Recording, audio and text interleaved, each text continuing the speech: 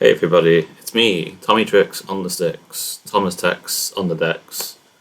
I've had a few requests for people to go through my Puppets control list. I've seen a few people over on KNT LXR channels who've seen my games have gone, yo, puppet list for the puppets? And I'm doing him a solid and just getting a video out there so you guys can kind of see what I've been cooking, so to speak. Preface that this list will probably change a fair amount in EX9 because of new puppet cards coming out, specifically like the Kaguya Liberator line. But for now, I just kind of want to give you an idea of like what I've been testing for the time being. Yeah, I mean, it's just a lot of fun to play puppet control. Maybe you guys can also enjoy playing it as well.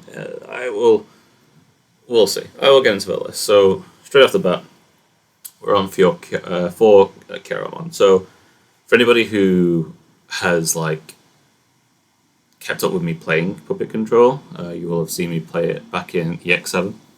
Specifically, I played it for a best of one regional because Glasgow Regionals decided to do a best of one format for that tournament instead of best of three. Not entirely sure why, but they did it. But you will have seen, if you've watched that profile, which is over on KNT LXR's channel, I was on red base. I was running like Muchomon and Ukomon. But we've changed to yellow base, primarily because of like specific pieces that we want to run instead. It's a little bit of a weaker draw engine, but we run Karamon because it does provide you a draw. Specifically, it's if you have another Digimon in play and you attack, you draw one. So not quite as good as Koromon for like hitting a security drawing one, but this gets you there. Like you don't always need to be hitting security; you just need to be cycling pieces to get to your good pieces.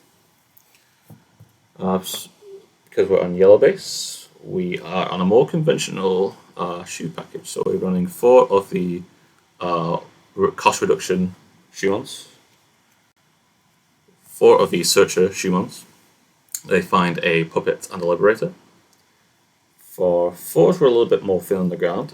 If you're also aware of how I play, you'll also realize level 4s do not exist unless they're good enough. And these are the ones that are making the cut. So we have 3 of the Arisa Play Shoes, 2 of the Promo Shoes, and 1 of the Starter Deck Shoes.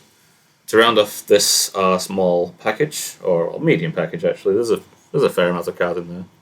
We have 4 of the Memgain and Float Arisas and 2 of the Rush Arisas. Really nice artwork, but once again, if you know me, you'll realize that I have this artwork because I could not tell the difference between her regular art and this art. Oh, there we go. Because she only has one pose and it's her doing this. But this is the small engine that we're running for Cycle. Obviously, you have the Searcher Shumon that finds more or less 1 or 2 pieces. You always want to evolve into this one for obvious reasons in the back. This one plays out your Arisas, it's fairly straightforward. Then these 3 shoes, they kind of have like various purposes. For the most part, if they find themselves in security, then you get value out of it. This one plays off like a Tamer or another body from, is it from Trash? And or Trash. Ooh, that's pretty good actually. And then this promo shoe plays itself and a token. So it just kind of like jump scares out security. If your opponent doesn't deal with it, it's another potential damage. And then at the end of the turn, if you've not used an Arisa, then this token that dies floats into a body and that produces another damage. These Arisas are really good.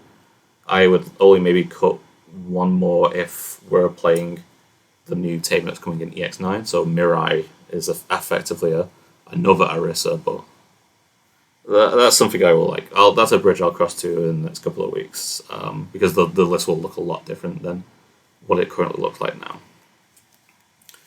now. Those are the majority of the yellow pieces that we run. And then we get to our main damage source. And my favourite part of the package, the System Arms. So we run 2 of the Blocker Blancs. We run 3 of the Decoy Blancs. and finally 4 of the Blanc Awakens. This has been one of my favorite sort of like combo packages for a long time. Because they're level 3 puppets, they float off of Arisa, and because they are puppets, they can gain rush off of the member set Arisa. For the most part, these two are like also cycling pieces, but they're also like your main damage output. So you'll be firing the Systemons in. If they die, you float into Blanc Awakened. You pick up the Systemon to give it a source, and then you would recover 1 as a result. Less so now is the recovery is as important, but that the reason we still sort of keep this Blanc package is because it gives you a bit more ability to like stay in the game a little bit longer. The recovery isn't real. The recovery has never been that important outside of like just staying in the game. If you recover a tamer or a security option or I don't know, that's a security Shushuman, great. We'll take those. But realistically, it's there just to like you're changing the opponent's lethal lines. You're not giving them like an OTK, for example, and the Blanc Awakened also float into a regular Blanc, or they recur a piece, so they go back to hand. So in theory, this turns back into another puppet in hand, which then you play out of Arisa, and then you have another damage that way, or more cycle, for example.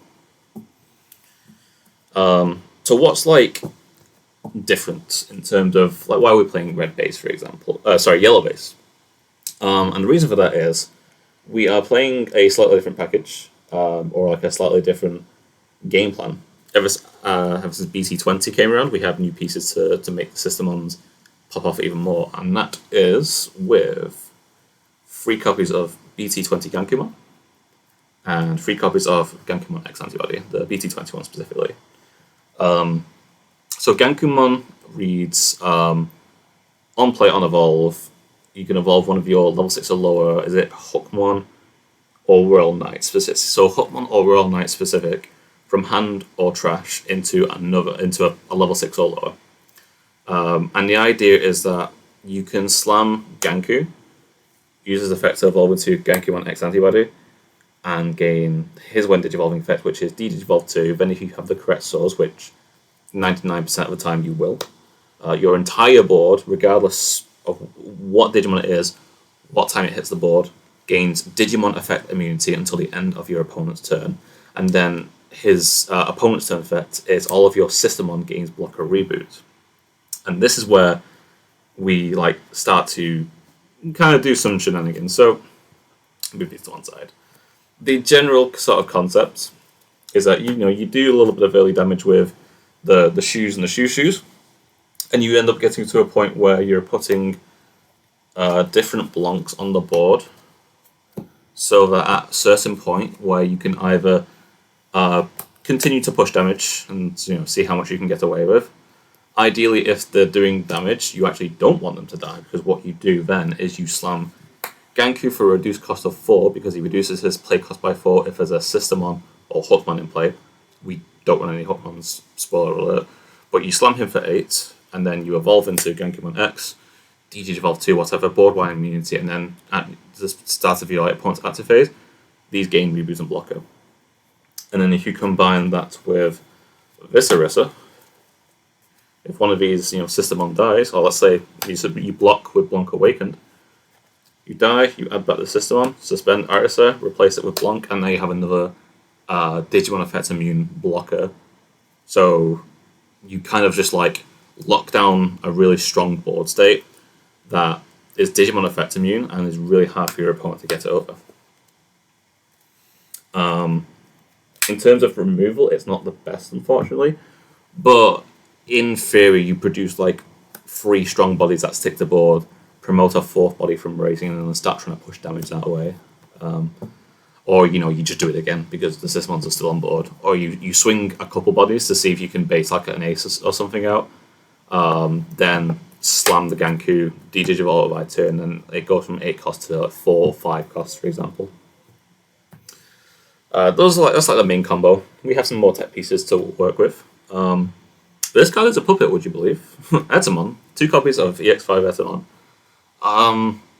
This card's like it's really strong. It's really strong into like very specific matchups, and obviously like the threat of slamming this for 7 and then taunting something is always really strong.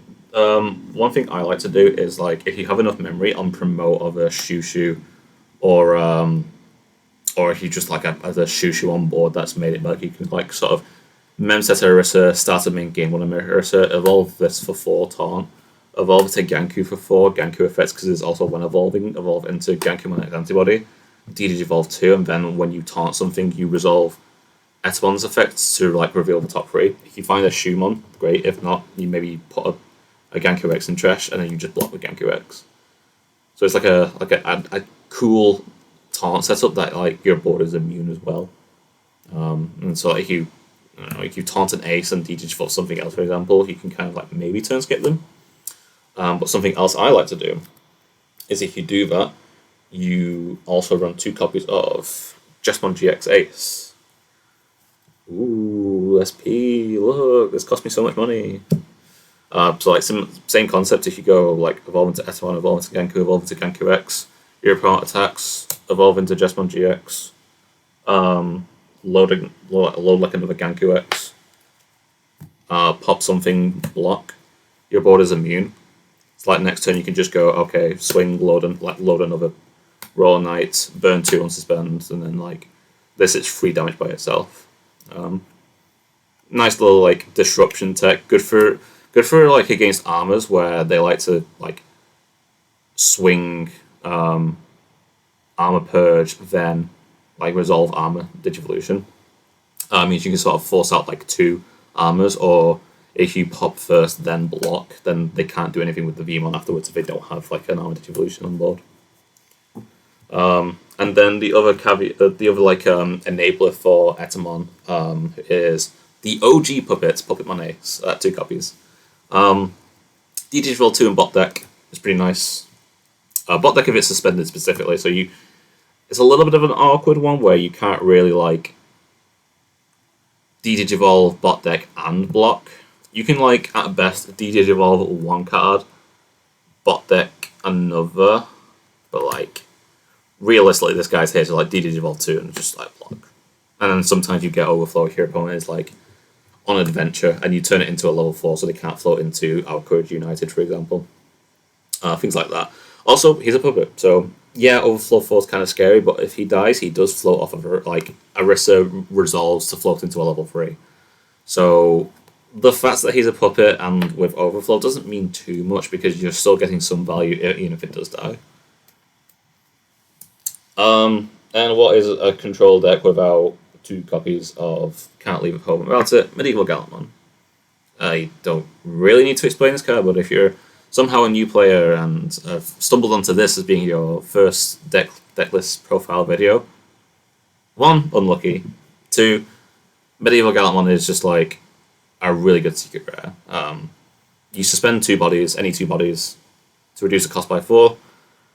And then he sees himself, so if a Digimon is played, he resolves his when Digivolving effects, which is to suspend a body, then pop something with 8k or less, plus 3k, ooh, dropping cards, plus 3k for every other suspended body. So he doesn't count himself when suspended, but he does see himself on play. And then he also has Vortex, so like a new keyword that was introduced in the Liberator comics was Vortex, which you don't need Rush and you can attack into a valid Digimon target. So that means if a body is suspended, like you suspend 2 bodies, you pop one of them and then you Vortex into the other one. That's how you double clear. And then his effects to like when a Digimon is played, it alterns. So if then your opponent tries to clap back with a scramble, or if they just go, I'm going to slam a Searcher for free and try and like surge, you go, okay, I will suspend and pop. And then they don't get that back. Medieval Gallantmon, what a card. To round off the list, we have 3 CP memory boost. This searches yellow and black Digimon. Searches top 3 for a yellow or black Digimon. So finds your shoes, finds your Gankus, finds your GX Puppet Ace. Only thing it doesn't find is medieval, but like, you'll either you need him and you'll draw into him, or I don't know. You have so many other like disruption texts in the deck that you don't necessarily need to see him every game. But boosts that have like a lot of valid targets in a deck like this is always nice, because in theory this is an extender. Like, you don't have to go like promote boost evolve for 2. You can just save this for, or save like 2 of them for when you want to slam Ganku and you go, okay, I'm going to gain 4 and then play for 8. Stuff like that. 1 copy of Wonder Stomp. I would like more of this in the deck, but I feel like there's just not too much base for it. It's a lovely extender. I really like it as an extender, because in theory it gives you like the last rush body you need to swing for game. That's why I used to play it at 4, because we didn't really have much other options to play in terms of like we have like 20 Digimon max, and then 10 of them can be played off of this, and then the other 10 were like draw engine or Gallant and Defex. And then the rest were like options and tamers. So like in terms of like filling out space, this was just there to be like cycle, push damage, and then sometimes when you like close out games. And then finally something I'm trying out, but I'm not 100% certain it's right. I'm trying to Gais House. So Gais House is a quote-unquote field spell for any like Yu-Gi-Oh enjoyers. It goes into this one goes to the bottom of security, face up. And whilst it's in security, it gives all of your Digimon 3000 DP for your turn. And then if it gets hit out of security, you play a level 3 Digimon from trash. So in theory, this represents like 2 security, because if it swings, someone swings, hits this, and then you go, okay, I will play out Blanc Awakened, blah blah blah, recover 1. In theory, that's like keeps you in the game just a little bit longer, but also like the plus 3k lets you play around Ruin mode is kind of my thinking. So one of the deck's weaknesses is like you can't super play through Ruin mode, and then when you have to play through Ruin mode, you have to like resolve either a medieval or a Ganku for 12, or slamming GX doesn't even work because you're -5. Puppet Ace, and they're not the best.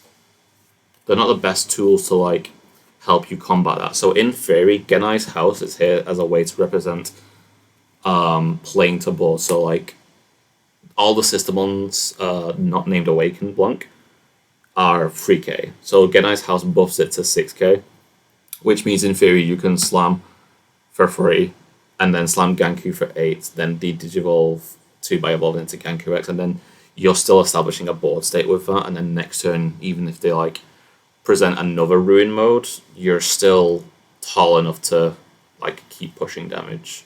And another thing is that you can like swing, put, die, and still push damage because you're able to survive a board with Gais House. And that is the list. In terms of like what matchups are good, I'm not going to lie to you, I'm not 100% certain, because I haven't played the deck super much. But what I can tell you is that the last time I played this at locals, I went 3-0 undefeated. I played against 2 Gallantmon and an adventure deck. I won the Gallantmon matchups 2-0, and I won the adventure matchup 2-1. There is a video of that coming out on KNT Elixir's channel. I feel like I'm just shilling him at this point, but like for good reason. Go watch his channel if you haven't already, guys. He's always making like great Digimon content. And in terms of like the matchups against Gallantmon, you can kind of like keep pressing advantage by pushing out bodies. They can't always kill everything, and if you establish a Gankoomon, even if they like try and like shrink off the Systemons, they still have to keep pushing damage, and you do take burn damage because of Gallant X, because they don't have anything to delete when you are Digimon effects immune. But what you can just keep doing is keep presenting bodies and like blocking with the Systemons. If they like try and shrink the Systemons off so that they die on your turn, you just send them to meet God, quite like literally, and then replace them with a new one. And then they can't super deal with the rest of the bodies, because then they'd have to go into Crimson Mode Ace, and you can just de-digivolve that, or like just ignore it in some cases, or taunt it, and then de-digivolve to try and turn skip, stuff like that. Even if they go into Omni X, you have enough blockers to sort of play around them trying to hit the Ganku, and then like the turn after that, you just bait them into attacking and evolve into GX Ace and pop them that way. I felt very comfortable in the matchup. Some people might think it's a bit of a, because the deck is such like a low to the ground aggro deck. Gallant kind of like counters that in terms of benefiting off of anybody that are left on board. So you can kind of play in a way that's like you play a bit more passive, but even then they have like ways of punishing you for not playing to board. So I feel like you should be pushing damage in terms of that. And then against Adventure, I was a little bit fortunate because the Adventure player like misplayed a couple of times.